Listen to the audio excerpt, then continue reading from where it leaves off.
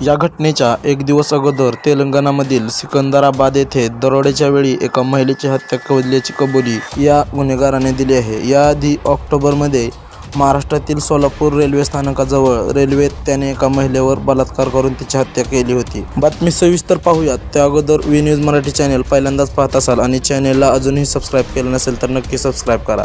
गुजरातच्या वलसाड येथे 14 नोव्हेंबरला एका 19 वर्षीय विद्यार्थिनीची बलात्कार करून हत्या करण्यात आली होती। पोलिसांनी आरोपीला अटक केली असता तो सिरियल किलर असल्याचं धक्कादायक सत्य समोर आलं आहे। 25 दिवसातच त्याने आणखी 4 हत्या केल्याची कबुली दिली आहे। यातील एक हत्या त्याने सोलापूरमध्ये केली होती। गुजरात पोलिसांनी त्याला कोर्टात हजर केल्यानंतर 5 डिसेंबरपर्यंत रिमांडमध्ये घेतलं आहे। राहुल असं या आरोपीचं नाव असून चौकशीत आणखी काही खुलासे होण्याची शक्यता आहे। वलसाडच्या पारडी तालुक्यातील मोतीवाला परिसरात राहणारी बीकॉमची 2ऱ्या वर्षाची विद्यार्थिनी ट्युशनवरून घरी परतत होती। दरम्यान निर्मनुष्य भागातून जात असताना आरोपीने तिला झुडपात ओढून नेलं।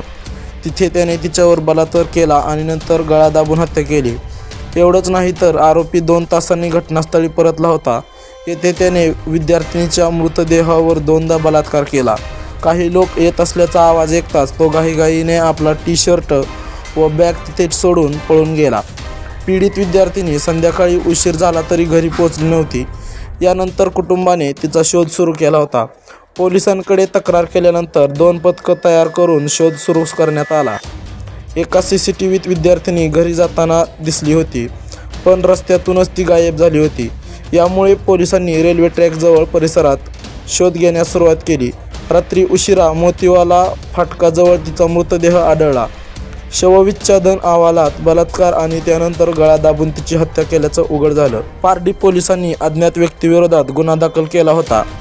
त्यानंतर वलसाड जिल्ह्याचे 3 डेप्युटी ACPंच्या नेतृत्वात LCB, SOG क्राईम ब्रँचसह पोलिसांच्या एकूण 10 पथकांनी तपास सुरू केला होता।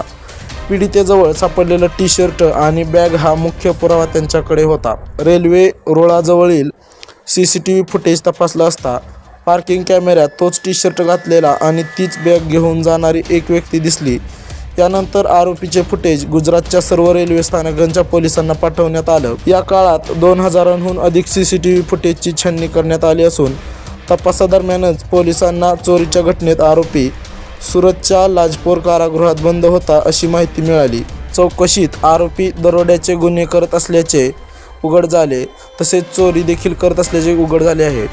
त्याच्यावर विविध राज्यात 13 चोरीचे गुन्हे दाखल आहेत। विशेषतः रात्रीच्या वेळी ट्रेनमधून प्रवास करणाऱ्या प्रवाशांच्या मौल्यवान वस्तू तो चोरत असत। आरोपीला अटक केली तेव्हा त्याने 10,000 रुपये किमतीचे विदेशी बूट घातले होते। हे बूटही त्याने ट्रेनमधून चोरले होते।